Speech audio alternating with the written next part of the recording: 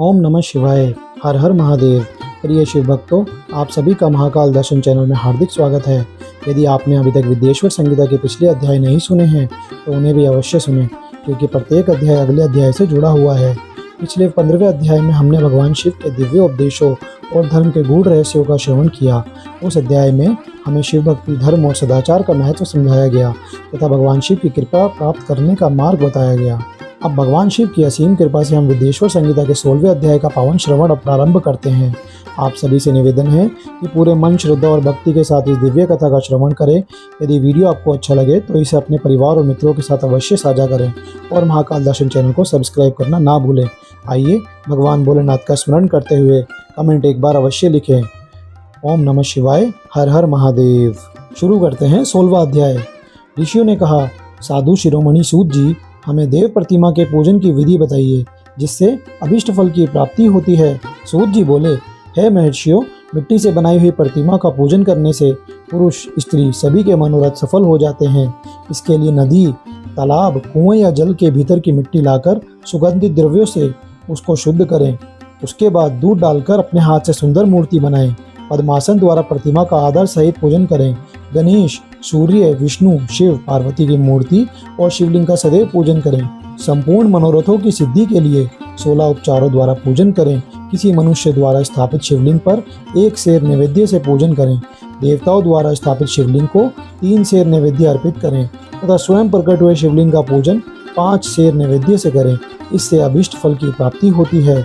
इस प्रकार सहस्त्र बार पूजन करने से सत्यलोक की प्राप्ति होती है। 12 अंगुल चौड़ा और 25 अंगुल लंबा यह लिंग का प्रमाण है और 15 अंगुल ऊंचा लोहे या लकड़ी के बनाए हुए पत्र का नाम शिव है। इसके अभिषेक से आत्मशुद्धि, गंध चढ़ाने से पुण्य, नैवेद्य चढ़ाने से आयु तथा धूप देने से धन की प्राप्ति होती है।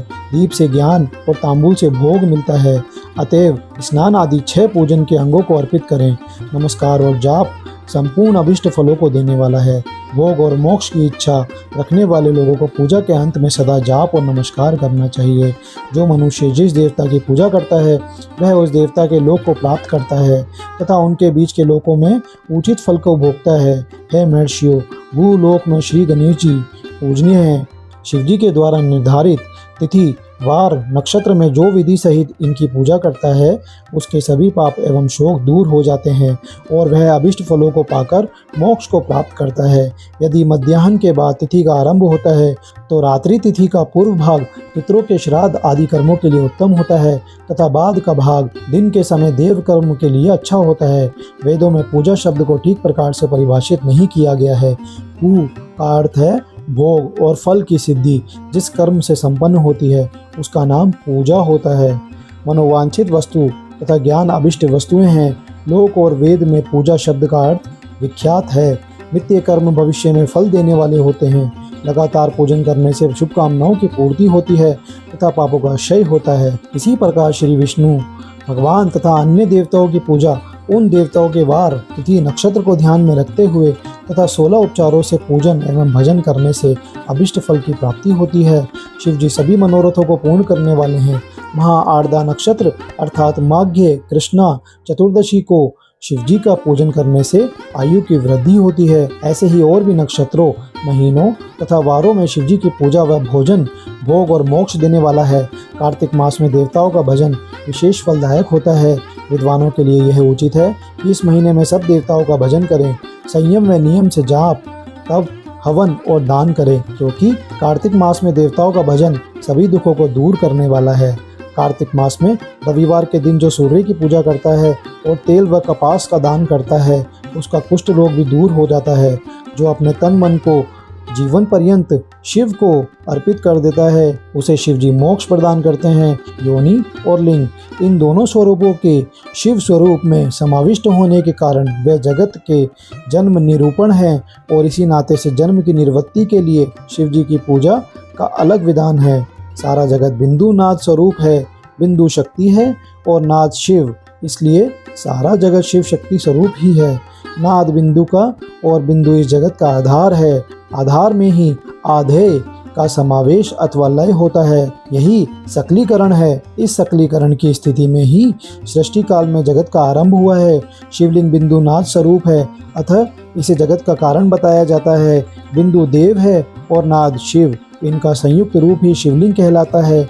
अतः जन्म के संकट से छुटकारा पाने के लिए शिवलिंग की पूजा करें। बिंदु रूपा देवी उमा माता हैं और नाद स्वरूप भगवान शिव पिता। इन माता पिता के पूजित होने से परमानंद की प्राप्ति होती है। देवी उमा जगत की माता हैं और शिव जगत के पिता। जो इनकी सेवा करता है उस पुत्र पर इनकी कृपा नित्य बढ़ती रहती है। वह पूजक पर कृपा कर उसे अपना आंतरिक ऐश्वर्य प्रदान करते हैं। अतः शिवलिंग को माता पिता का स्वरूप मानकर पूजा करने से आंतरिक आनंद की प्राप्ति होती है। भर्ग यानी शिव पुरुष रूप हैं और भर्गा यानी शक्ति प्रकृति कहलाती हैं। पुरुष आदि गर्भ है क्योंकि वह प्रकृति का जनक है। प्रकृति में पुरुष का संयोग होने से होने वाला जन्म उसका प्रथम जन्म कहलाता है। जीव पुरुष से बारंबार जन्म और मृत्यु को प्राप्त होता है। माया द्वारा प्रकट किया जाना ही उसका जन्म कहलाता है। जीव का शरीर जन्म काल से ही 6 विकारों से युक्त होता है, इसलिए इसे जीव की संज्ञा दी गई है। जन्म लेकर जो प्राणी विभिन्न पाशों अर्थात बंधनों में पड़ता है वह जीव है। जीव पशुता के पाश से जितना छूटने का प्रयास करता है उसमें उतना ही उलझता जाता है। कोई भी साधन जीव को जन्म मृत्यु के चक्र से मुक्त नहीं कर पाते। शिव के अनुग्रह से ही महामाया का प्रसाद जीव को प्राप्त होता है और मुक्ति मार्ग पर अग्रसर होता है। जन्म मृत्यु के बंधन से मुक्त होने के लिए श्रद्धापूर्वक शिवलिंग का पूजन करना चाहिए। गाय के दूध, दही और घी को शहद और शक्कर के साथ मिलाकर पंचामृत तैयार करें तथा इन्हें अलग अलग भी रखें। पंचामृत से शिवलिंग का अभिषेक व स्नान करें। दूध व अन्न मिलाकर नैवेद्य तैयार कर प्रणव मंत्र का जाप करते हुए उसे भगवान शिव को अर्पित कर दें। प्रणव को ध्वनि लिंग, स्वयंभूलिंग और नाद स्वरूप होने के कारण नादलिंग तथा बिंदु स्वरूप होने के कारण बिंदुलिंग के रूप में प्रसिद्धि प्राप्त है। चल रूप से प्रतिष्ठित शिवलिंग को मकार स्वरूप माना जाता है, इसलिए वह मकार लिंग कहलाता है। सवारी निकालने में उकार लिंग का उपयोग होता है।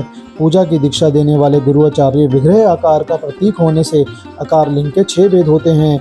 इनकी नित्य पूजा करने से साधक जीवन मुक्त हो जाता है। तो अध्याय यहीं समाप्त होता है। मिलते हैं 17वें अध्याय में। हर हर महादेव। ओम नमः शिवाय।